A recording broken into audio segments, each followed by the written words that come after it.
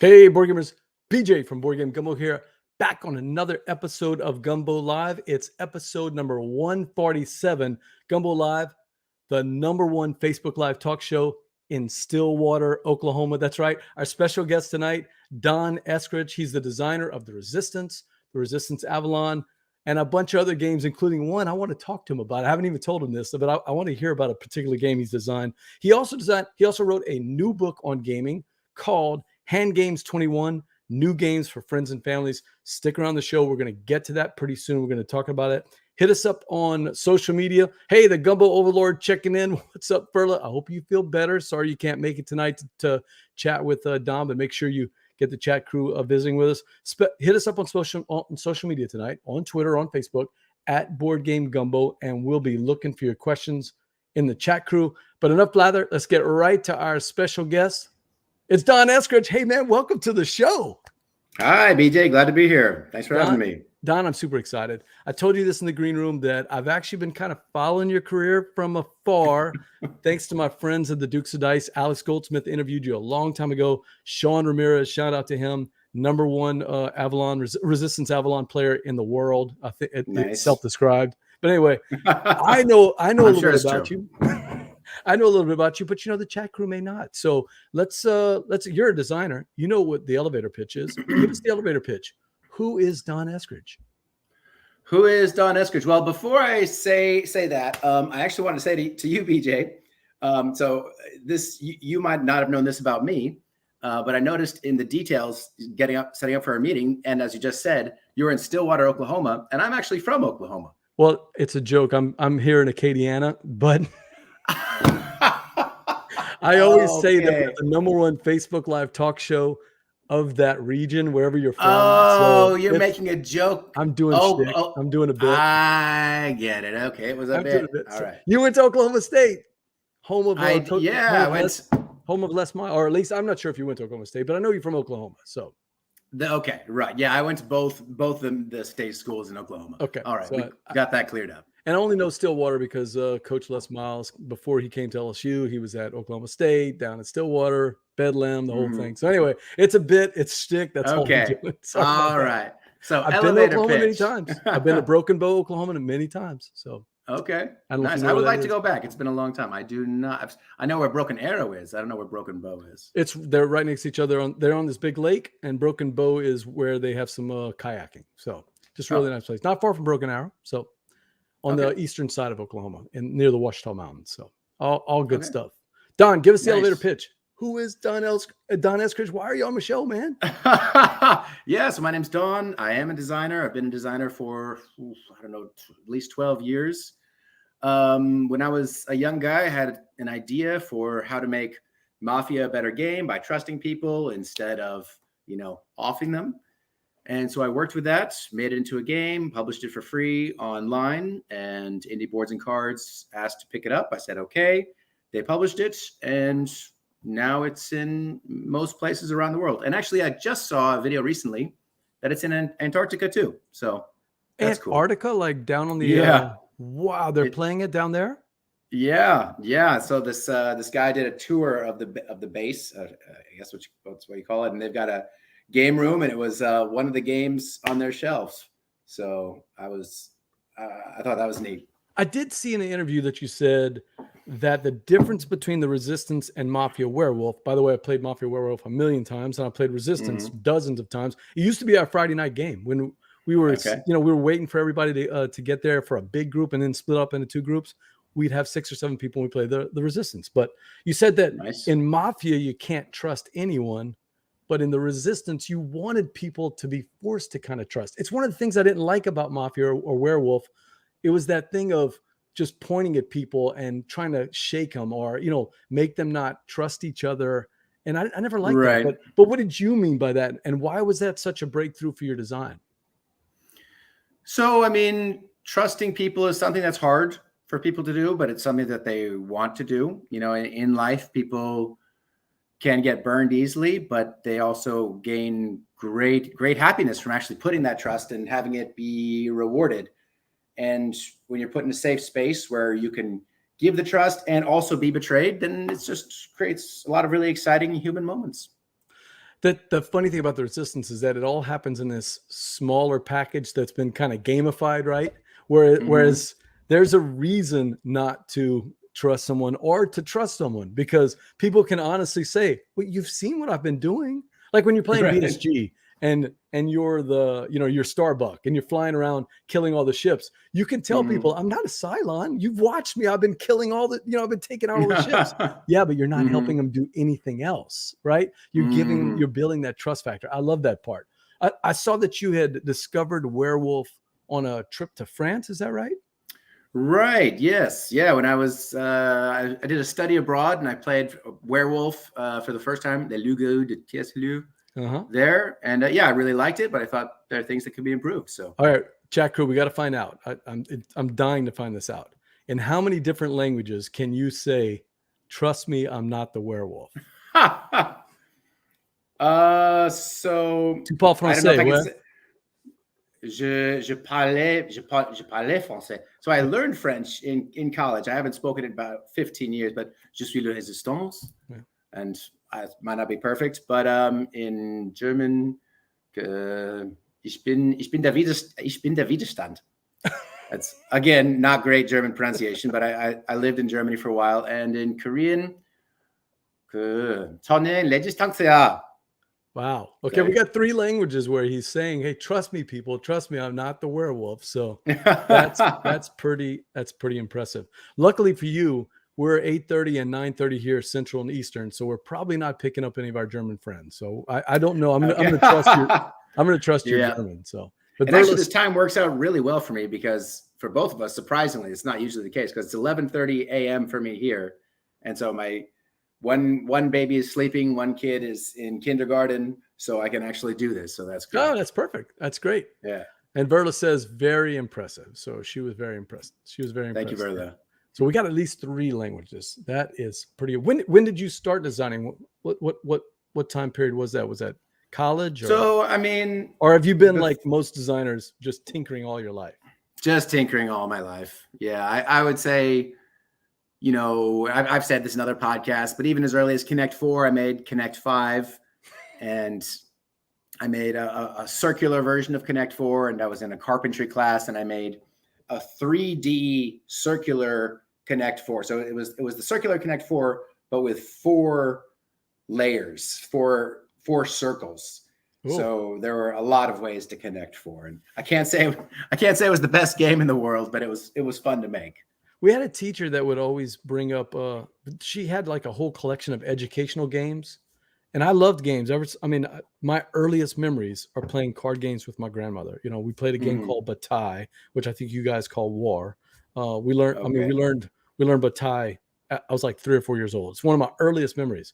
But I would go to this class and she had this shelf full of these educational games. And I'm like, oh my God, it's gonna be like Payday or Monopoly or Risk. And we'd open them up and they were exactly what you think they are. Educational, boring games. So instantly me and my friends, because we were all tinkerers, we would design our own games. We made our own D&D modules. Complete with artwork and the letters on the front, made it look like a module. Well, instantly we would change all the rules and house rule everything. I didn't know what we were doing. We were designing games back then. Yeah, for sure. Absolutely. You had those kind of experiences where you're just tinkering and playing? Definitely. And I would play with just decks of cards and just make any sorts of little games. My sister and I made a game we called like Bust or Blast. And, you just had 4 cards in front of you. And on your turn, you'd like draw a card, or maybe you had a hand of cards and you played one onto your line of 4 cards, and each card had its own special ability. So swap one of your cards, swap with another player, totally blast their 4 cards. And your goal was you had like 4 of the same cards or 2 pair or like a run, something like that. So it's just ways of modifying other players and my tableaus to make the goal. And there's a game that we play that's so similar to that. It's based on Cabo, but it's from Bezier Games. I'm trying to think of the name of it.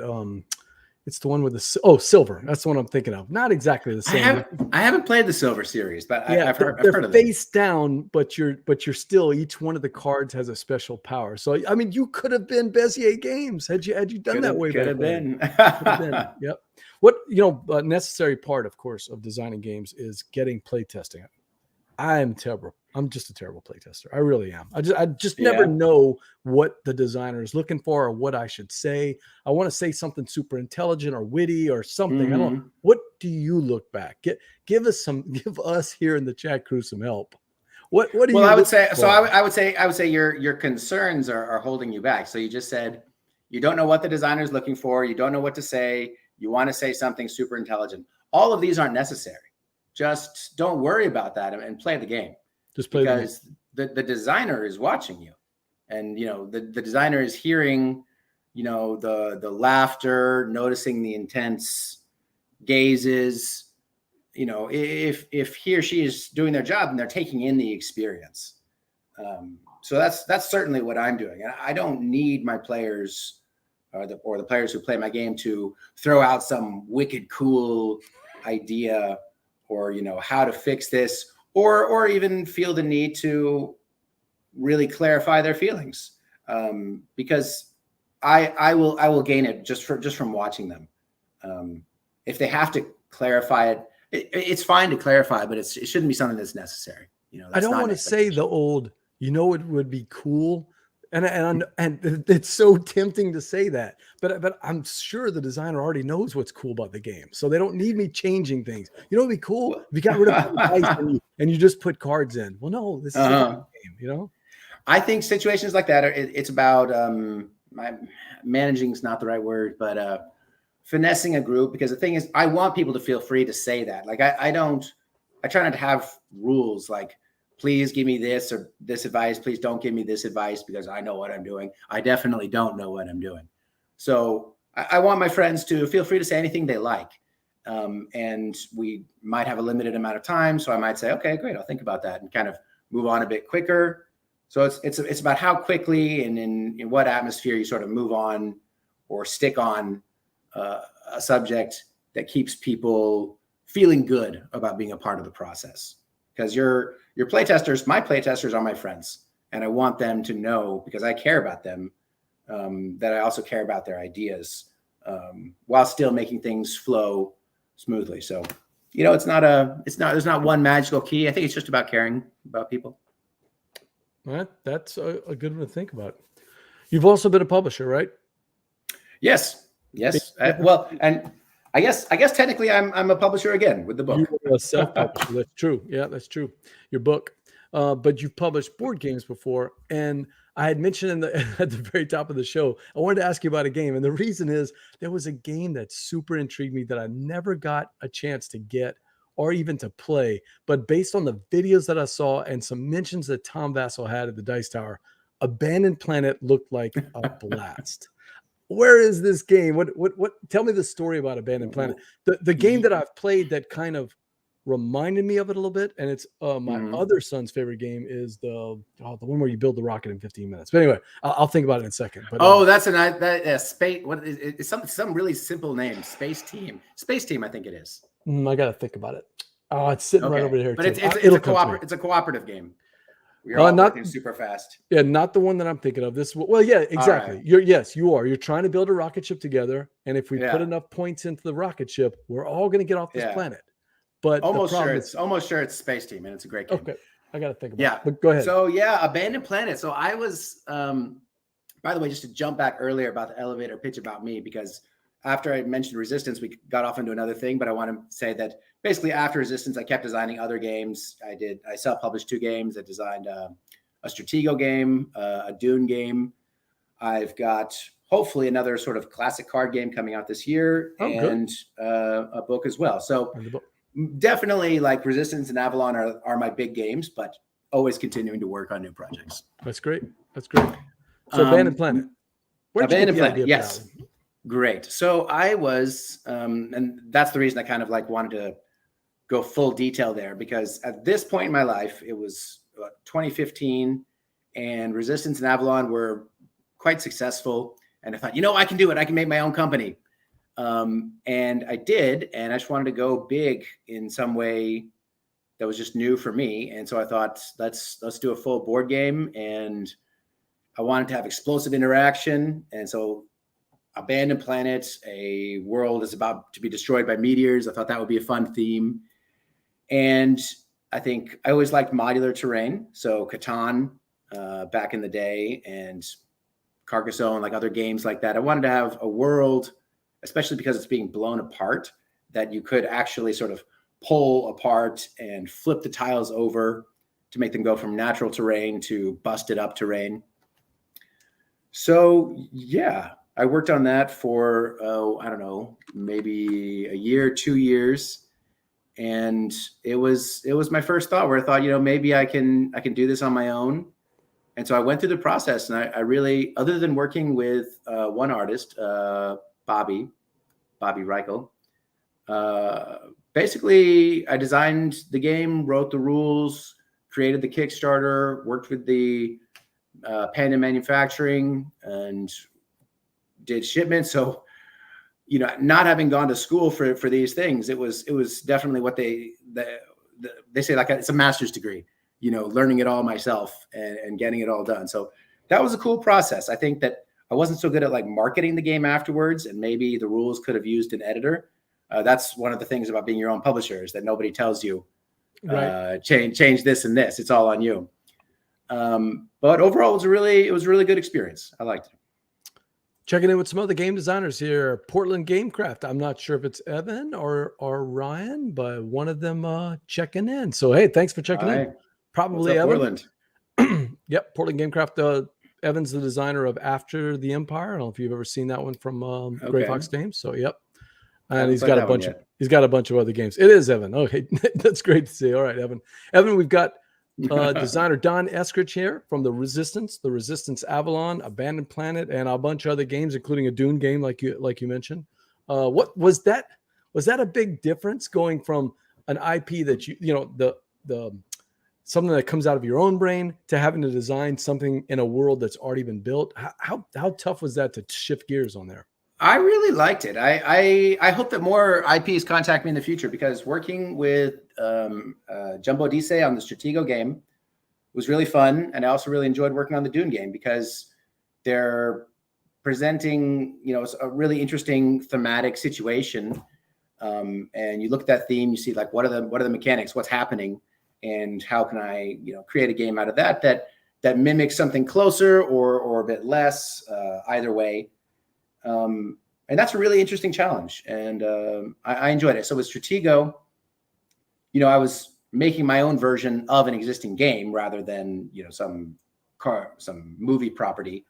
So making a card game version of Stratego that just had more of that possible social deduction and bluffing was really neat. And with Dune, that was really neat, because in Resistance you don't have special powers. Like, you have character special powers, but for the most part, you're not getting cards that let you do special things throughout the game. It's just not that type of game. But with Dune, I basically looked at some of the important elements of the movies, of the books, and I was a fan of the books, and thought, and I looked at the clips they gave me of the trailers, because like, you can't, they're going to be making cards, and you have to use images that they provide you. So I couldn't like show things that they couldn't show on the cards. I don't know if that makes sense. No, it does make sense. Yeah. So anyway, making a social deduction game with 10 special powers was really fun. So I enjoyed it. Yep. IPs versus regular. Yeah, that makes sense. PJ Morgan Gumbo, I've got my guest here, Don Eskridge, the designer of the Resistance and the Resistance Avalon and a host of other games. But we're also talking spicy hot games. And one of those you mentioned in the green room was For the Win, or FTW. It looks like a Freedom and Freeze game. It is a Freedom and Freeze game. And, I think I wrote like 5 games on there, and this is just one of them. This is just the one that I played most recently. I don't even usually make comments on Board Game Geek. You can make comments on your own lists. Sure. But what I wrote on there is what I'll say here, which is that as a 2-player game, I don't recommend it at all. But for but for 3 to 4 players, it's just a game about learning when to dive in and when to back off, because you're basically just trying to shed your hand of cards, but only one player will actually be able to shed down to their second to last card. So when you only have 1 card left, everyone scores. And if you only have 1 card left, you score that number of points. So if you only have the 28 left, you score 28. But if you have a 28 and a 24, you score 28 minus 24. So you score just 4 points. You do want to get down to one card, but you want to do it as you can. So that, yeah, you want to get down to one card, but you have to recognize that only one player is going to do that. So you want the remaining cards in your hand, which are going to be subtracted from your highest card, to be as low as possible. Okay. But the thing is, having those low cards is tough because you need to always play higher cards. Yes, so you're just making an interesting choice. Yeah, so it's a card shedder, but how are you shedding the cards? Is it your typical ladder game where you're playing cards in a higher sequence, or are you playing pairs, or how does that work? It's super simple. It's just single cards. The number must always be higher. The numbers go from 1 to 60, but with fewer players, like with 3 players, you're only playing up to 36. And if you can't beat it, then you discard one of your own cards from your hand face up in front of you, take one of the cards from the middle pile into your hand, and then later on, and then the next player restarts the round, so basically from scratch. And then later on, you can use the card that you've laid face up in front of you as an additional, you can add that number to the card that you're playing from your hand. I know that all sounds kind of confusing. No, it's a twist on another game. It sounds similar, at least, to another game he did called Fuji Flush. Did you ever play Fuji Flush? I also like Fuji Flush. And I like these games because, in my opinion, as a person who kind of moves around, and as a dad, I don't have a huge amount of time, but Fuji Flush for the win. These other small games that I like, you can play them with anyone. And you don't especially we as gamers, we play games and we like to get good at games, but I really like games that don't require this super rules overhead. Depth. Yep. Rules, not just rules overhead, but also strategical depth. Like I like strategical depth, but if it's so much, the one player is just always going to beat everyone else, then it's not fun for new players. And I like to play with everyone, not just gamers. I'm liking the idea of FTW, or for the win. That's one of the things I liked about Fuji Flush, is exactly what you said. I could bring it to anything, just a family game night, or even we have a little board game club at our local high school where my wife teaches. So, she'll call me I don't know why she calls me, out of all the people in the world, why is she calling me, but she gets me to go over there, and I help the other teachers and the people that run it. And Fuji Flush is one of those games. Fuji Flush, and another one is Scout. It's games that are relatively easy to teach. People already know how to count numbers and go higher.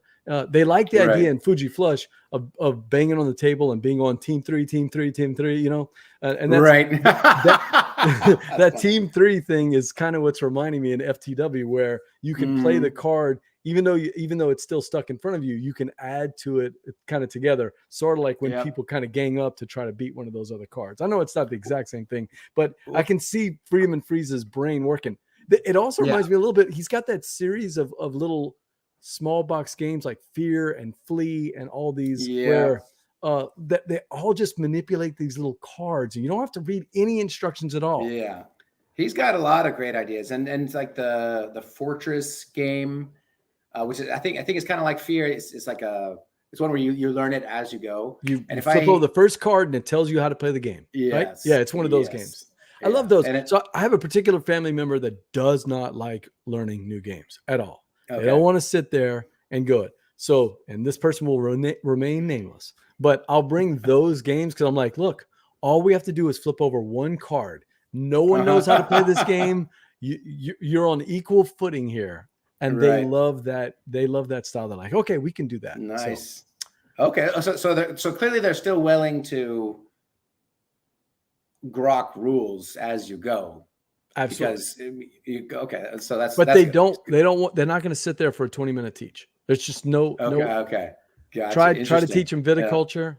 Didn't work. You know what I mean? Like tapped out after 5 minutes. No, it's just too long. Well, that's one reason that I also like roll and write games these days, because they've like the teach is easier because you've got the map, you've got the card in front of you, which it shows you so much information. It gives so many visual cues as to like what the players will be doing. And you're talking about the choice? Yes, that right? That's correct. Tell me about this game. I don't know anything about the choice, but I love roll and writes. Nice. So yeah, I've played a lot of roll and writes, and actually that's kind of like my next sort of genre to think about getting into, because Are we going to see like Don Eskridge roll and write games? I hope so. I hope so. I think that's kind of something that I'm thinking about right now. Maybe because that's the one I can finally beat Sean Ramirez in. Do a Resistance Avalon roll and write, and I'll kick his butt. Nice. No, go ahead. But no, I play a lot of roll and writes, and I think this is just a really nice one. Okay, well, this one, I'm looking at the picture right now. It's got very few components, right? Oh, and you've got the box there. Oh, great. Yeah. So basically, you roll some dice, and then you got a choice. You've got this grid. So the dice have colors and numbers on them. I'm not trying to make a way that you can see that. And so basically, you can either make a line with this one. You're using dice to sort of make a line, and the longer the line is, there you go. The more points you make, or you can use the colors to go around and earn points that way. But this game is similar, as I said, with For the Win, because you're choosing when to keep investing or drop out, because you don't use just the one side. If you don't feel like you can make any more points, then you can just flip the card to the other side, because you're going to use both sides and start on that one. And then basically looking at other players' points, you might try to rush the end. And I haven't explained everything about the game there. Yeah, but I think it has a bit more depth than your typical roll and write. So I like it. It's a nice one. And these games, this guy named like Reinhard Staup, I think he was part of NSV for a while, and now he made his own company, Kendi Games.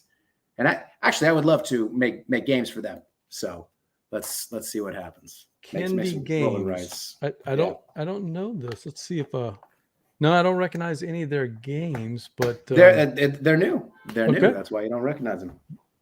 I'm gonna keep an eye out. All of these look like small box games. Look pretty. They all are. So I think the choice is the best, and then Deutschmarsch.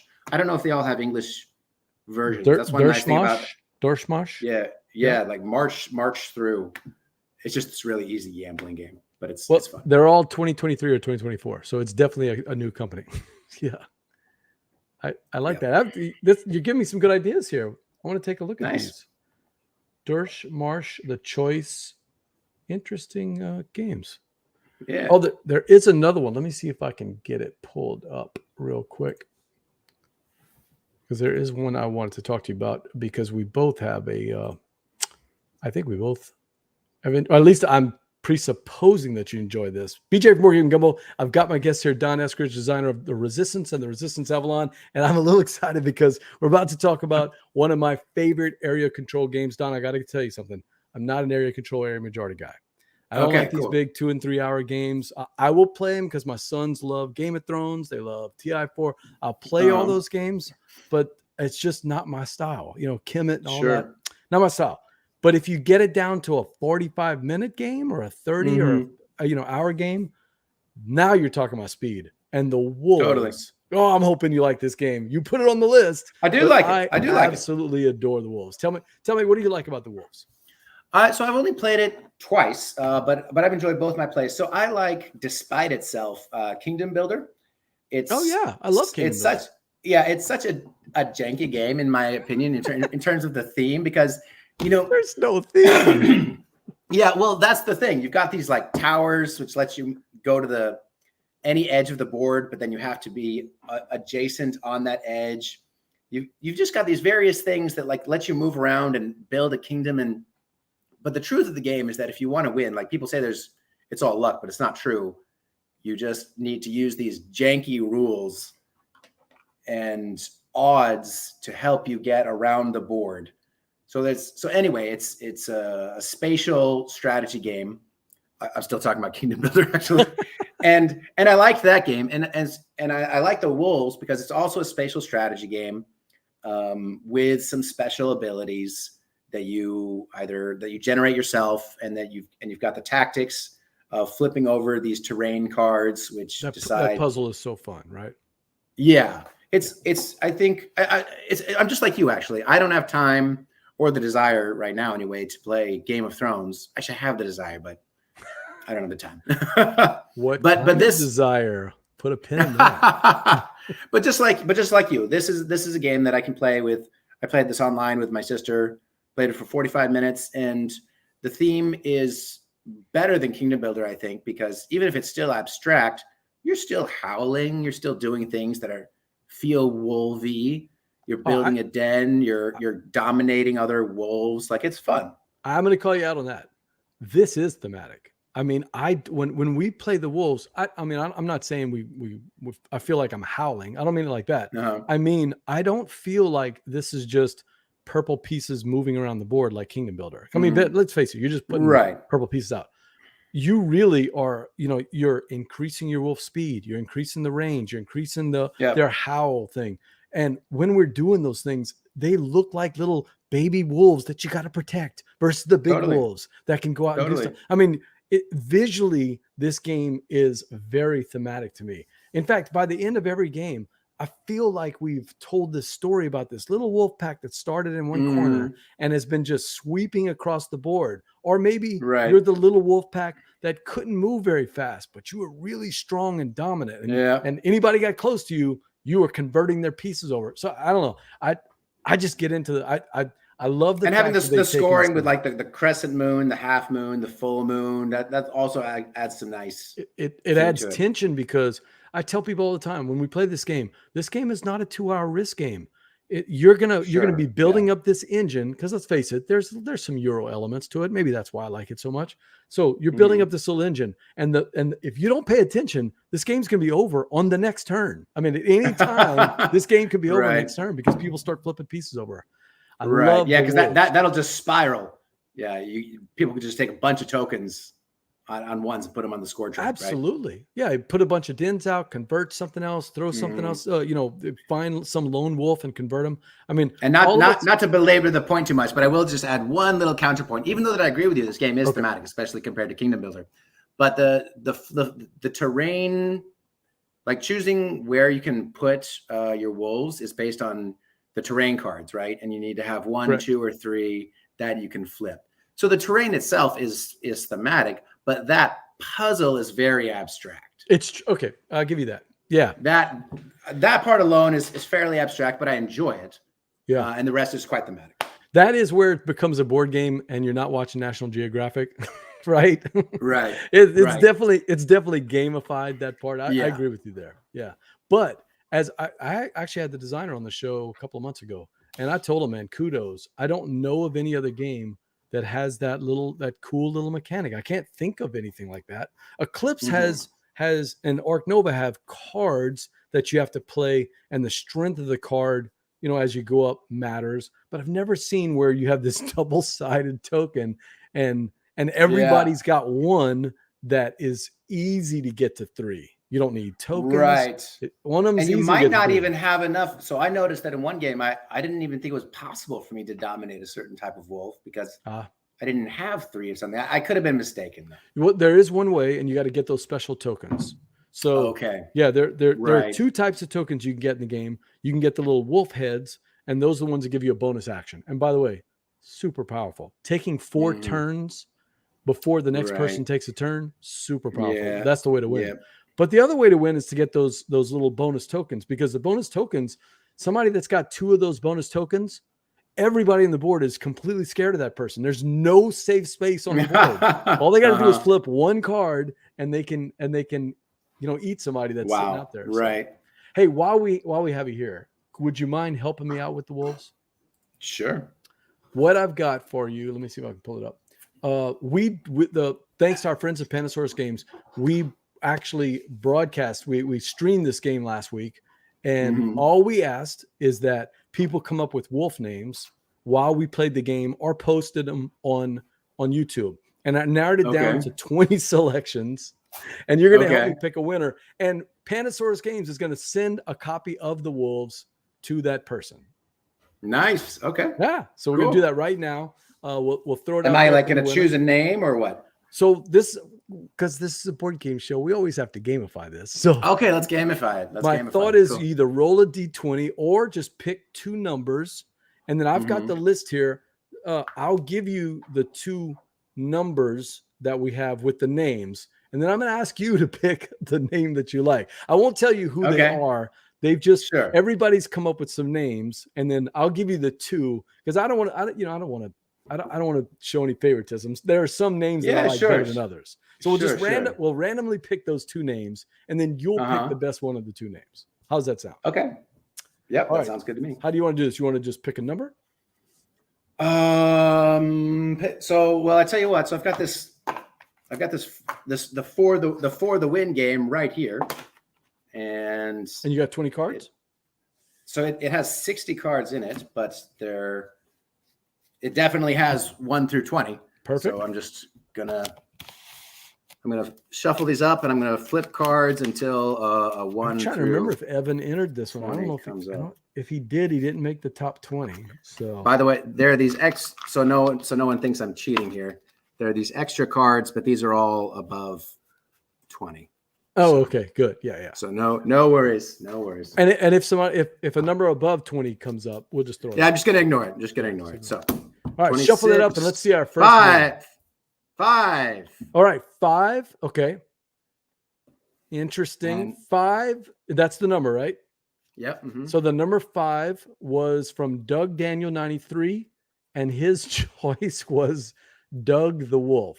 Okay, Doug, not very creative, but hey, let's see. Sorry, Doug, but whoever's up next has a good chance. And Dead Pawn is watching right now, and I'm not gonna tell you what number Dead Pawn is, but Dead Pawn does have a name in there. So Dead Pawn, if he pulls your number, you're gonna have a chance at this. Okay, so it's 2. Okay, 2. Okay, 2 was Caleb Huval 7157, and Caleb Huval 7157's name was Moon Howler. So those are your two choices. We've got Doug the Wolf, and Moon Howler.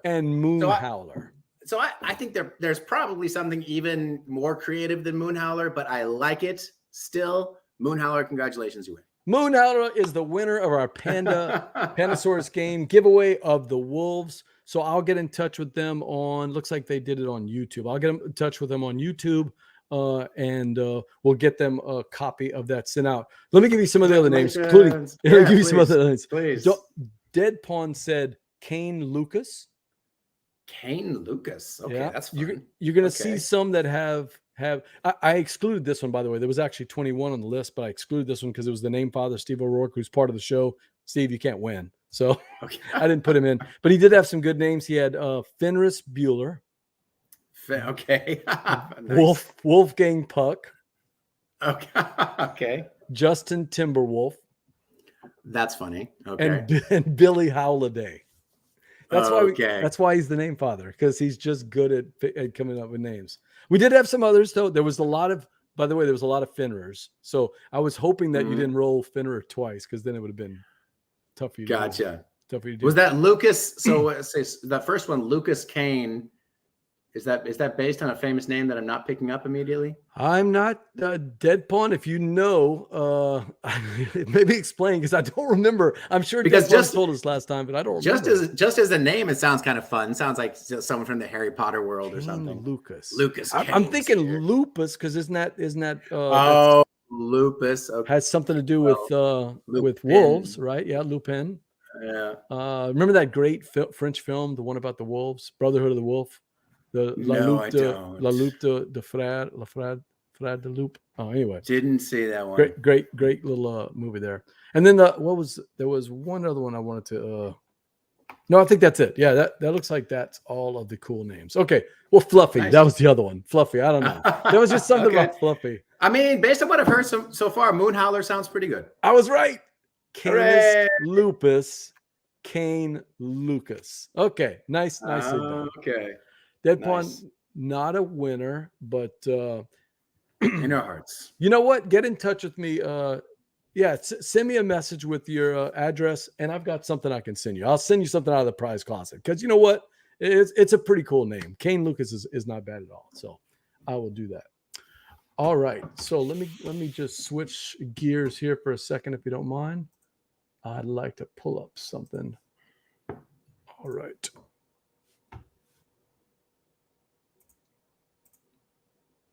Yeah, there we go.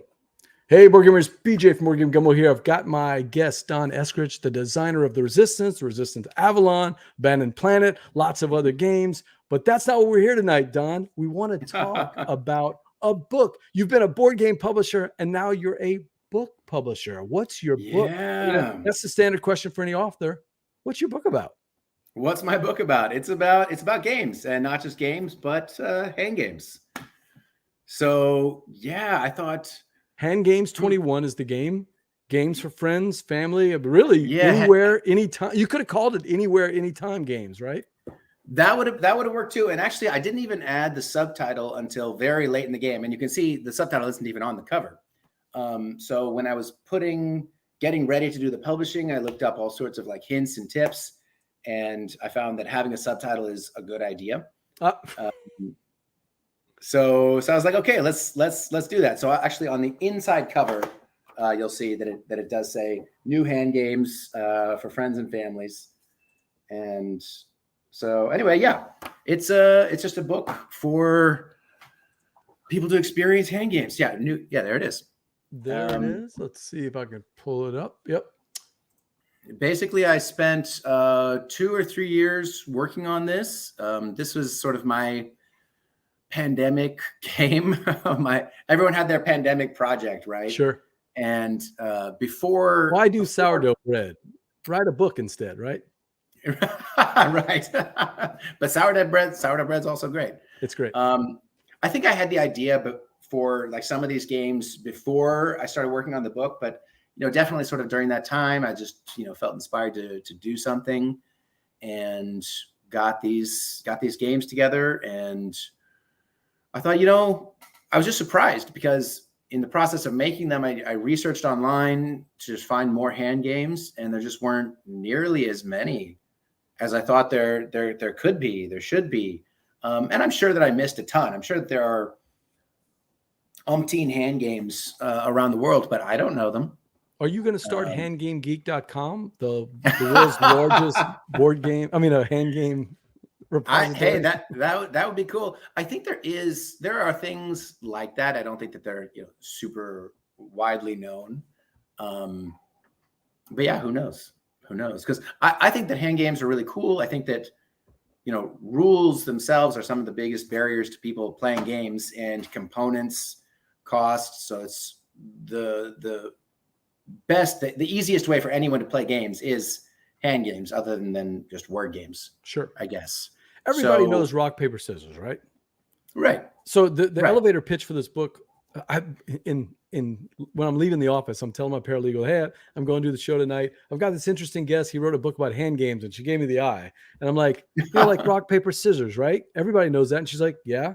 I said, can you think of another game that you could play with your family and friends with your hands? She's like, I can't think of one. Yeah. I said, well, here's 21. There's 21 games for you right here. So rock, paper, scissors. And the boys on their lacrosse team used to play this game where they'd slap each other's wrists. That's not a game I would recommend to anybody. You know the one I'm talking about? I can't think of the name of it, but slap each other. It was like it's one of these Twitch games where if you move first, they could hit your wrist. Oh, right. So yeah, that game I think is pretty fun. I mean, so long as you don't do it too hard. Like you're just kind of hovering there. Yeah, doing that. What do you call that? Slap, I guess. Slaps. Twitch, something. I'm not sure. We called it slaps, and when there's like bloody knuckles, but that's not a game. Don't even mention that one. That's not it. Never mind. No, but you've got 4 different types of games, right? Bluffing and outlasting. Actually, these are just some of the different types. Those are just some. Yeah, there are 6 different genres of games. Yeah, so from deduction, cooperative, logic puzzles, sort of survival games, and games where you're trying to build up points. And I think there's one more that I'm missing. So yeah, the whole idea is the friends and families can take this book, and they can be anywhere. They can be at a restaurant, they can be at home, they can be in the car, and they have something to play. Whether it's 2 players or up to 8. There is absolutely a game here for everyone. Whether you like games or not, you're like, if you just like thinking and you like talking, then there's something here that you'll enjoy. If you could tell 8-year-old Don Eskridge that he finally did design Connect 3, but it's not the game that he worked on in woodshop class, what do you think? What do you think little Don would say? I think his mind would be blown, be like, no way. That's tic-tac-toe, bro. That's not it. But so that's actually funny. I hadn't thought about that. You finally did the Connect game. Yeah. So I did the Connect game. Okay, so I tried 2 games out. I tried I'm Good. I really like that one. That's a cool, kind of a, how would you call it? A social deduction sort of? It's a social deduction twist. That's how it's written in the book, and that's how I'd also describe it, because it's simpler than Mafia, but it's also different from Mafia, and also different from Mafia. It doesn't require a narrator. It doesn't. I think someone just said something in Korean. Good, and then Is that somebody from Korea checking in? Caleb? Mun Kaleb. Yeah, it's Caleb. Mun Kaleb. So you can read that. Okay. 안녕하세요. Mun Kaleb. That's awesome. So where was I? So yeah, I think I'm Good. I'll tell you, Chat Krewe, that one was very easy to teach. Plays up to 8 people. If I remember, we only had 3 or 4, but that was pretty easy to teach. Then I moved on to River Sub, and that one is a little bit more challenging. Interesting. The group that I had, didn't quite grok it. These are not people that play games, by the way. So that might have been the challenge. So, but what I liked about all these different games is there's games for every level, right? Simple games you could play in line at the queue at Disney World, to games you could actually play with gamers at a game night. Like, hey, we're waiting for everybody to play while they're setting up a game. Let's get this thing done, right? Or my God, when you're at BGG and you're waiting in line for that hour line to go get your badge. Break out this game and start trying to break out the book and start playing some of the games. For young kids, like games like 1, 2 out. Actually, whether it's young kids or almost any group, if there's a group of at least 4 of us or even 3, then I just start with 1, 2 out, because so I don't think you've played it, but you got a group of, just say for example 4 people. We could do it right now. We can. So with just 2, it would be over very quickly, but let's just try it. I think if between us 2, maybe a different game would be better, but just to explain the game. So we're going to say 1, 2 out, and you're going to show a 0, a 1, or a 2. And I'm going to be the first leader. You don't have to know what that means. Okay. So you ready? Yep. 1, 2 out. So show me what you put a 3. So as the leader, you put a 2, and together we're 3. Oh yeah. Okay. So 0, 1, 2, 3. Blah! You're out of the game. That's super simple. It's super simple. That's the whole game. So you're sitting there trying to figure out, what is everybody going to do, and how can I jump into that line and get rid of that person so I stay? Exactly. So you play that with 4 or 5 adults, kids, mixed groups, and everyone's having fun because they're getting knocked out. It's exciting because you're going to have 1 player left, and it takes no time at all. Okay, here's my question. Are you designing these games as in, okay, I want to design a social deduction game that only uses hands, or I want to design a combat game that only uses hands? Or is it the other way around? You're like, oh, what's cool mechanics and what, just doing things with the hands. Is it more top down, or is it more bottom up? How are you designing these? It's definitely both, or maybe even all 3. Like I think about themes, I think about sort of mechanics, like related to hands or not, and also I just look at my hands. I'm just like looking at different things that I can do with them that I haven't like noticed before, and sometimes that'll lead somewhere. And so like with social deduction games, like that's the genre I'm most known for. And even before making I'm Good, I thought, wouldn't it be neat if there is a social deduction game where you can choose whether you're good or bad? And so I think that's kind of the twist on I'm Good, which is that you get that choice at the beginning of the game. And regardless of whether it's a hand game or not, I don't know of any other social deduction game that lets you choose.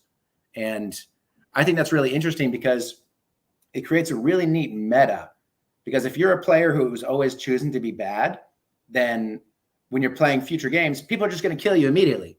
So you are actually motivated, incentivized to not always choose to be bad, because you want other players to trust you to make it to the last round. So it's a larger game than just that little instance, because you are necessarily metagaming it in, right? Yes. Yeah. It's a super meta game. What about this one? I saw a number stop. Yeah. So this one, a number of the games are inspired by sort of real world games. Okay. And Halligalli and Spoons, Egyptian Rat Screw, things like that. Egyptian Rat. Egyptian Rat Screw. That's one of our I was a scoutmaster for many years, and that's like the number one card game that they play. You're right. Yeah. By the way, I love. I was scoutmaster for 10 years. I still don't understand the rules of that stupid game, and I play. I mean, I play like pretty tough Euro games, and I cannot figure out. I still think still think they're messing with me. Are there really rules to this game? Absolutely. So basically, if you lay down a number card, it's nothing, and if you lay down Jack, Queen, King, or Ace, then the next player has a number of opportunities to play a face card. So if you play an Ace, then the opponent gets 4 tries. If you play a King, they get 3 tries. Queen, 2 tries. Jack, they get just 1 try, which makes the Jacks awesome. But so if during those those X number of tries, they don't play a face card, you take the stack, which is good. But if anyone plays a double, so the same card that was just played before, then anyone can slap it and take the stack. I think he's making this up. I really think he's just making it up as it goes on. So can I give you a quick story? A couple of weeks ago, me and my son and a couple of the other Eagle Scouts from 10 years ago got invited to go back on the same camp out that we used to do, where we would train the younger scouts on scout skills. And one of the cool things that when I took over, one of the cool things that we did is we introduced that Saturday night was Cracker Barrel, but what it was just board games. We would bring tons of board games, nice. even Crokinole, and they've been working hard all day, and this is just like Mr. Barry's bringing in all these board games, and that's what we're going to play, right? So as we're doing that, the guys found a deck of cards and they started playing Egyptian Rat Screw. And I'm making my usual jokes about, I don't understand this. Well, the scouts that are in the troop and the Eagle Scout alums, they're not really mixing very much because, I mean, they're 10 years apart, right? They don't have, these guys are college. Some of them are married. And then you got all these kids in high school. Well, they wandered over because they were watching them play this cool card game, and they taught them the card game. They ended up playing it. I talked to the Scoutmaster later. They ended up playing it all weekend. And so this tradition of a card game that has been going in our troop for like 15 years, because it started before me, is now being passed on to the next generation of these little Eagle Scouts. So I don't know. It's just, it just made me think that, hey, I'm not involved in it anymore, but years down the road, these guys are going to be they're going to go, oh no, Troop 10 always plays this game. We got to learn how to play Egyptian Rat. So I hope so. That's cool. And that's what is Number Stomp based on? Number Stomp. So I guess in the sense that Egyptian Rat Screw is about reflexes. Okay. And noticing the situation at the table, and so is Halligalli. Like a Dutch Blitz type sort of kind of thing. Yeah. I think the easiest way is just to explain it real quick. So basically, we all say number stomp and then show a 1, 2, 3, 4, or 5. And if you have 2 players, or a stomp. And if you have 2 players, then you use both hands. And then your goal is to call out the highest number that's revealed, but every stomp that any player is showing cancels all of the highest numbers. So, oh my God, I just got it. Yeah. Every stomp that people show cancels out all of the high numbers. Oh, so so just to show one example. So go ahead and put up anything just to explain one time. Okay. So let's explain 2 different situations. I'll explain 3 different situations. So there's one stomp here. So that cancels the highest number. So that's a 5, right? So that means the highest number is 3. So whoever calls 3 first would win. Okay. Now go ahead and change one of yours to a stomp. Okay. So in this case, there are 2 stomps, and that cancels both the 5 and the 3. So whoever yells stomp first wins. Oh, wow. That is so cool. Yeah. So I think it's a pretty good distillation of that type of game using just your hands. What is that game that is it Spit that we used to play that was sort of like that, where you're playing cards on the table and you had to, or slap. Some people called it slap, some people called it Spit, and we'd have to slap the cards. Right. That was pretty fun. We used to play that. I haven't played that one in a long time. Well, is that No, go ahead. Was that the one where you had like a line with 7, 6, 5, 4, 3, 2, and 1? I don't remember. I'd be lying if I told you. But I remember one summer at camp, we literally played that game all the time, and you'd put it down, and if there was a match of cards, you'd have to slap, and whoever's hand was on the bottom, they would get it. There is a game that a lot of people play. In fact, my family plays all the time. It's called Dutch Blitz, and they make 2 different decks. So you can play up to 8 people. And again, it's one of those games where you're watching the center of the table because people are trying to build out Oh, look, there's somebody, one of the fans of the Resistance. Thank you for checking in, Grace. Hi, Grace. We're that's playing actually my mother. That's my mother-in-law. Oh, that's great. That's fantastic. I like the picture though. Is that a rock climbing almost? Yeah, she likes to get out on the rocks. Well, that's fun. Well, you're playing the cards out, but you're also looking to see what other cards are being played to the center. And if you're quick enough, you can grab those cards. And anyway, I like those Nice. kind of. I'm not good at those games because as I get older, the twitch muscles, the twitch flexes, you kind of lose those things. So, all right, number stomp is definitely one I'm going to try out there. All right, so if they want to, and I think you mentioned like a scout crew. Like I think this would be the perfect type of thing for them to just have around. Yeah. If one person has it in their backpack, then whether you're in a cabin, you're in the woods, you're in a clubhouse or whatever, you just pull this out and you've got games to play all night. You've got bluffing games, you've got real-time action games, you've got co-op games, you've got them all right there. That's right. The name of the book is Hand Games 21, published by Don Eskridge, right? That's correct. With art by Zach Eidsvog. I definitely want to mention that. There's just one artist for every game in the book. So like 21 pretty different art styles that Zach has done an incredible job of. And some of them are actually pictures fun that he took. Yeah. So fun art, very evocative. I was super pleased with working with him. So there were pictures and then he kind of converted them into fun cartoony things. Exactly. For some of them. Yeah. Mm-hmm. Oh, that's cool. Well, I know that they can find it on like Amazon, right?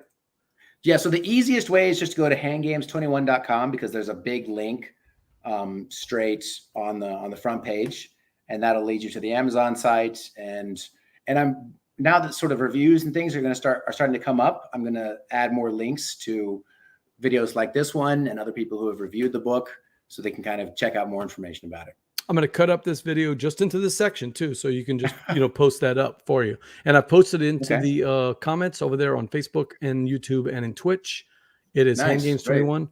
Deadpon has a question for you. Is each hand on the cover from a different artist? No, I think it's all. These are all from Zach Eidsvog. You can actually check out. I think it's probably ZachEidsvog.com. ZAKEIDSVOOG.com. He's also a board game artist. He does a great job. Totally recommend him. And so, yeah, he did all these hands. He did all the pages. And an awesome guy to work with. Well, this is a board game show, Don. So we got to play a quick board game. This one's called the Envy game.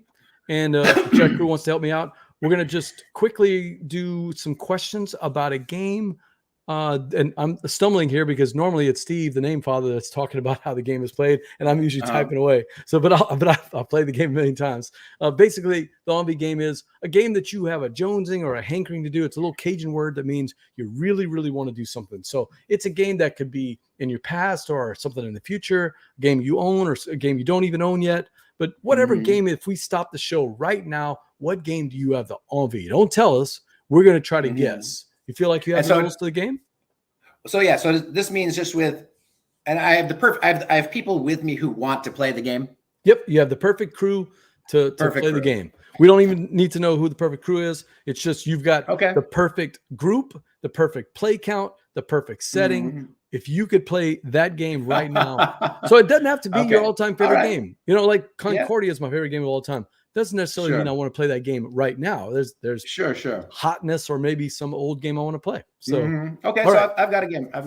He's got the rules of the game. All right, Chat Krewe, let's see who can figure this out. We're competing. It's me against the Chat Krewe trying to figure it out. First question I always ask, a very simple one. Is it cooperative or competitive? And I'm going to guess that you're going to say competitive based on our answers tonight. It is semi-cooperative. That's probably going to narrow it down quite a lot. You know what? That's in 147 shows, that's the first time we've ever had someone say semi-co-op, I think. Wow. I'd have to go back to the research, but I don't remember. That's because if you look at, like, when you said your guess about my answer, if you look at most of my games, like Resistance is also a semi-cooperative game because and Abandoned Planet, about where you're trying to escape planet's about to blow up. It's true. Semi-cooperative. Black Hole Council also kind of, so. I should have been thinking about that. That's true. Okay. Second question. And we have roughly 20-ish questions. The Chat Krewe's Okay. questions don't count. I give them as many questions as they want. But Okay. I'm going to stop myself with about 20 questions. Is it okay, let's see. So semi-co-op. Has it come out recently, like let's say in the last 5 years? No, I would say if you got to go to BGG, you can check it out. Yeah. No, I So mean, if you need to do that, you can go on BGG to get the specific answers. I'm sorry. I thought you were talking about BGG Con. Yeah. But yeah. Yeah. It's on. Yeah. Mm-hmm. So it came out. I think. Should I? I don't know how much I should elaborate. Up to you. Yeah. The more the merrier. I picked up the game when I went to Essen for the first time. I was working for a Korean company, and I was really lucky that I got to go to Essen in like 2011, I think it was. And I was really lucky to be able to do that because Resistance also came out at around that time. And there would be, as just a young guy, there would be no reason for me to be able to go to Essen. Yeah. Really. But I was able to go with this company, actually see my game getting released. So that was super exciting. Oh, that's awesome. And yeah, it was really cool. And while I was there, I also picked up this other game, which later saw a re-release into a slightly smaller version. So around 2011 is when it came out. No, a couple of hints there, Chat Krewe. So around 2011, and it came out in a re-release, but a smaller version. Somewhat smaller box. Okay. Somewhat. Yeah, I was thinking BSG to Unfathomable, but that's not a smaller box at all. That's the same size. Well, box. So ignore the smaller boxes. It is technically a smaller box, but not much smaller. Okay, not much smaller. Okay. Yeah. All right, so it came out recently within the last 10 years, roughly around 2011. Let's see. It's not going to be a legacy game then. Does it let me see. Is it an American designer? I don't believe so. I'm almost certain the answer is no, but I'll go ahead and check. While you're looking that up, does it have a board? It has a modular board. Board. Is it designed by Bruno Cathala? No, it's not. So it's not Shadows over Camelot then. Okay. And Shadows is not really a modular board, although they do connect to each other. Right. I don't think it's really. I wouldn't call it modular. Yeah, not really modular. Okay. Okay. Semi-co-op. Is it? Would you consider it a thematic game or more like an abstract game? I would say it's thematic. Mm-hmm. Thematic? Okay. Oh, man. And I would say it's a game that's not it's not a super popular game. And in fact, my own game, Abandoned Planet, is based off of, in some ways, is inspired by this game. An homage to this game? Okay. You could say that, yeah. Inspired a little bit. Okay. You're trying to work together to achieve a goal, but not everyone's going to achieve it. That's not Mission Red Planet then. How long does it take? Is it like, is it a big 2 hour or plus game or the typical 1 hour wonder? It's your typical 1 hour wonder. Typical 1 hour wonder. Okay. Is it still in print? I'm not 100% sure about that. I think it might not be, but it might be. All right, let's run it down. We got semi-co-op. That's a tougher one. It's not an American designer. Mm-hmm. It does have a modular board. It's considered thematic. Came out around 2011-ish. It's considered thematic. And it is indeed 2011. And about the so the first publication was not by an American publisher, but it was I think it was like I think they independently published it, and then an American publisher picked it up. I could tell you who that American publisher is, but that might be giving away too much. Yeah. Okay. Well, I was thinking Not Alone because that was a French publisher first. That's not a modular board either. Oh man. Boy, I'm drawing a blank here. But it's not a legacy game. I don't need to think about that. I might have made it too hard. But I mean, personally, I like the game, so it's not. No. Hey, we lose on this show. We lose on this in this game Okay. sometimes. You All you will not be the first person to stump us. To stump us. That's for sure. All right. It's going to play more than 2 player? Does it have any miniatures? No, I'm not a minis guy. Not No, into it's minis not at all. Okay, that's a no to the minis. Mhm. You wouldn't consider it a social deduction game, though, right? Or do you have hidden roles? Do you have hidden roles? There are no hidden roles. I would say it is in some ways a social-ish game, but not purely. Like you are definitely directly interacting with other players, and your decisions are important. There is a social teamwork element, but there are no hidden roles. And you got to build it. Yeah, what's throwing me off is this modular board. I'm trying to think. All right, I need to think of a theme here. Mhm. Is it maybe that'll help me out? Does it have semi-co-op? That's probably going to be. Is it going to be like? Okay, see, it's a 1 hour wonder. Is it going to have a space theme? Nope. A historical theme? No historical theme. Not a historical theme. Well, that's sounding like your typical zombie or pirate type of thing, but no zombies, no pirates. So my game, Abandoned Planet, is trying to escape from the planet, and this game is also. Wait, is this Escape Curse from the Temple? No, it's not. Because that's sort of as a modular board because you're building. So that's actually a very good guess. It's a very good guess, but it's not that Temple. No, dang it. And that would have come out around that time, not exactly. But that one is also fully cooperative, if I remember correctly. Yeah, there's no traitor in there, right? Right. Yeah, and in this game, it's you're definitely at odds with each other from time to time. Okay, well, that's not betrayal. I mean, betrayal of the house on the hill. No, definitely not. That would be that. And that game's like 4 hours. No, thank you. Yeah, I know. It's not a 1 hour game. Well, it could be as short as 30 minutes if the haunting goes quickly and everyone knows how to play, and the person can figure out how to be the bad guy really well. But no, that's not it. I'm gonna have to. Oh, let's see. Verla already asked that one. So does it have a space theme? He says no. It's not a space theme. It's not a pirate theme. It's not a zombie theme. It's not a historical theme. Running out of themes there. A fantasy theme? Not fantasy. So when we say historical, so I'll give the hint that it is. So it's not a historical, like it's not a period piece. It does relate to a historical place, a place that we all know that people from the United States have all heard of. Okay, and so the setting would be in America then.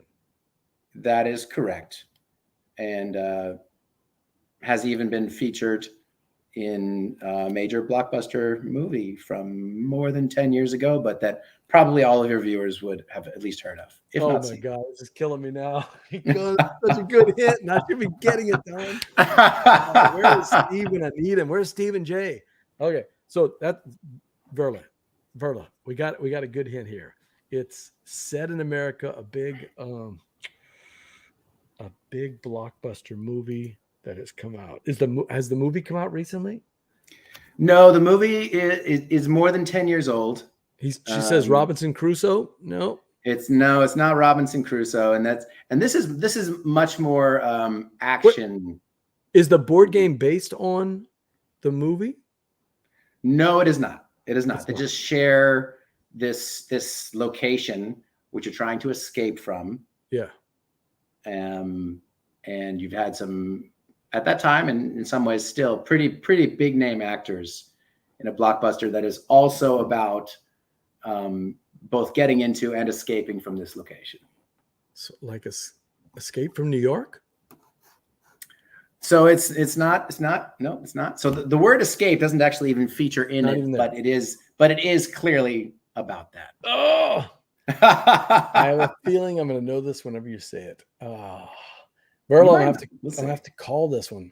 And the chat crew is not helping me out here. They're not even asking. I know. I don't see. I don't. Got all these people in the chat, and nobody's even asking. Oh man, you're killing me, chat crew.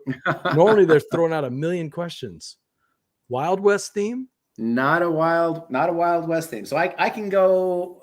I could tell you the theme, or maybe I can tell you some of the actors from the movie. Oh, okay. Yeah, that might help. So we're gonna say you won though, Don. But I'd appreciate. Oh, he says Jumanji. Not Jumanji. Not a bad guess. I haven't played that. Yeah, I guess you could actually play the Jumanji board game. Is there an actual Jumanji board game? There's actually a Jumanji board game. Okay. So Sean Connery was in this movie. Okay. So that'll tell you quite a bit if Sean.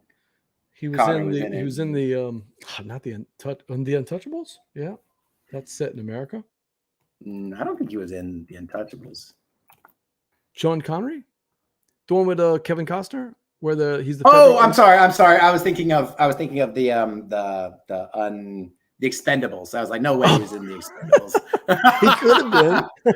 He was. I'm glad he wasn't. Yeah, he definitely could have been in Expendables. I think he was. So it's not. Well, it's definitely not the Untouchables. So it's not an Al Capone based movie. For some reason, Alcatraz was. I was thinking in my mind something to do with Alcatraz, but that is not it. All right, I'm gonna. Sure? Yeah. Oh, is it Alcatraz? Something to do with Alcatraz? Yes. Well, I thought the name of the game was Escape from Alcatraz, though. Am I wrong? The name of which game? I think there is a game, Escape from Alcatraz, but maybe I'm wrong on that. So there might or might not be, but anyway, it does. So Alcatraz is just Alcatraz the game. Well, the scapegoat. Exactly. Alcatraz, the scapegoat. Okay, now I knew Alcatraz the game, but I don't know this particular version. Is there a big difference between this and the original game? I don't know what game you're referring to.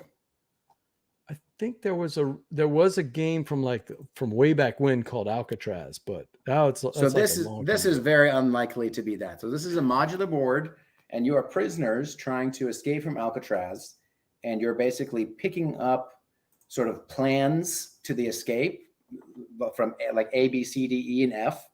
And prisoners pick up these plans, and whichever two prisoners have the full A through F escape together, and that other player who wasn't able to contribute is left behind in the prison. So I see the modular board. That's what we're talking about here, right? Hold on, let me get back so I can see you completely. Yes, that's right. Oh. No, I've never played this game. It sounds like a lot of fun. So I mean, it's how is it semi-co-op? Somebody is the traitor in there? So every round, so you've got three prisoners who want to escape, and I guess maybe you could play with four as well. But every round you're labeling one player as the scapegoat. So you are voting secretly, and one player, even if they have everything they need to escape, cannot escape this round. So that player is actively working against the other players who are trying to gather the plans to escape. Oh, that's a great twist. Right. Yeah. It's a lot of fun. And it's not the nicest game in the world. And that's why, you say the Envie. So I need to have the right group. Sure. Sure. Yeah. They need to be ready to be a little bit mean, but to enjoy it. And it's not a theme that I would play with every player group as well. So they also need to be in that right frame of mind. So yeah, that's what I went with. Great one. This is great. My go-to of these type of games is a game called Not Alone. I don't know if you ever played that one, Not Alone, but I've not played Not Alone, but I've heard about it. I hear it's good. Yeah, it's sort of like taking BSG or any one of those games and shrinking it down into just about 40 minutes. So nice. That's a common theme with my gaming. I like those games that take about an hour. So yeah. Me too. All right, let me get back up to this other thing here. All right. I think I have it. Yep, there it is. All right, Don, thank you for coming in. We've got Hand Games 21. I did post the link in the chat. All they got to go is awesome. handgames21.com, and they can get a link to lots of information there. You can see sample pages. And I'm going to start posting like reviews and things on that page as well. And you've got the Amazon link right there. So there you go. And if they want to reach out to you, is that the best way? Is to click on that website to get there? You're welcome to do that. There's a link to reach me there. I'm also at Don@orangemachinegames.com. You can also go to my website, doneskridge.com. So I'm also on BGG there. If you want to get in touch, you can get in touch. Oh, that's great. All right, board gamers, that's it for another episode of Gumbo Live. I want to thank Don Eskridge for coming on. This has been a fantastic chat. You stumped us with that game.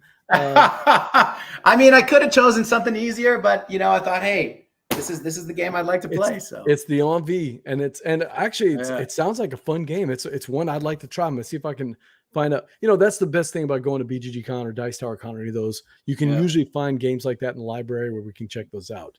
I will check that. And actually, so BGG Con, like I was there. Were you there in November, last November? Yeah, sure was. I was there too. So next time, we missed each other.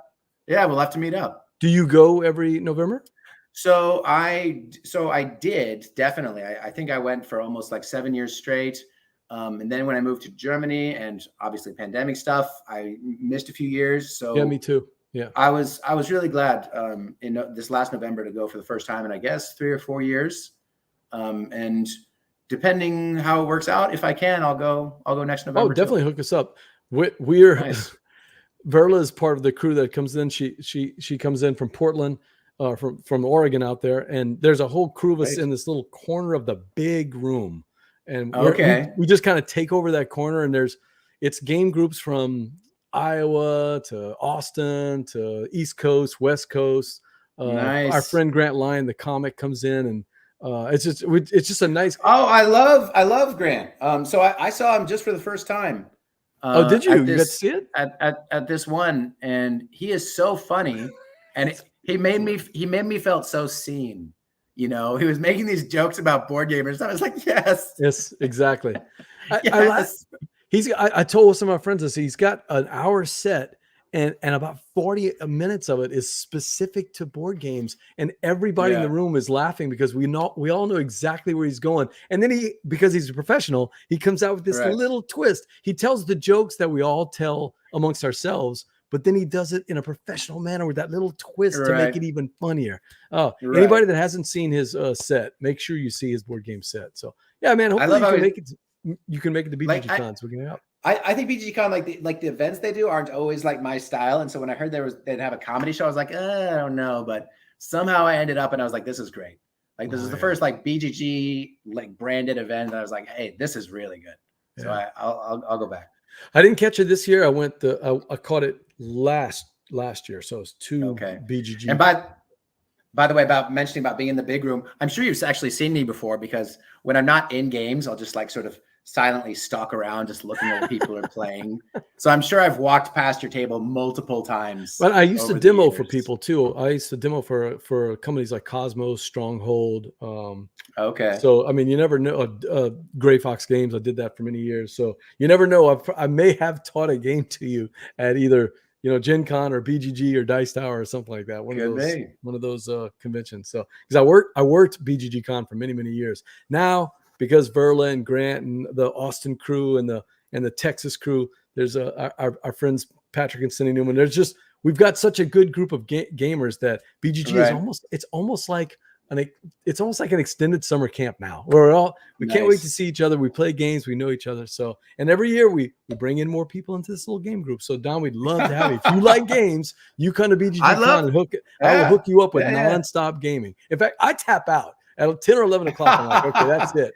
But these guys, they will stay up all night, man. For me, it's also a family affair. I go with my brother and sister. And so we've got our little crew, and we've got friends who join us. A great guy named Aaron. We played with this lovely lady named, I think, Paulina last time. And people kind of come in and out of our orbit. We have a great time. And so our group, my people will talk to your people, and we'll have fun next time. Exactly. We'll get our people to talk to your people, and we'll do that. That'll be fun. All right. Well, that's it for another show. Next week, we've got Darren Reckner and Jason Hager. They are designers of Lore and Logic, Don. That's a game coming out by my friend Carla Kopp with Weird Giraffe Games. But the kicker, and I'm going to talk to him about that game, and I can't wait because I got a copy coming in. I can't wait to talk to him about it. But what I'm really excited, Verla, is that they also designed one of my favorite games, Unmatched Adventures, Tales to a Maze. It's a co-op version of Unmatched that is absolutely fantastic. It's one of my games of the year. So I can't wait to talk to Darren and Reckner about that. Remember, catch us on twitch.tv/BoardGameGumbo every other Tuesday night. Not next Tuesday because Darren and Jason want to come in to Gumbo Live, so we'll do that instead. But the following week, we'll be playing your games live on TV, live on Twitch, right on our Game Toppers LLC table. And I'm BJ from Board Game Gumbo. And for my guest, Don, and for Verla and Steve and Jay, who could be here tonight, laissez le bon temps rouler. Laissez le bon temps rouler.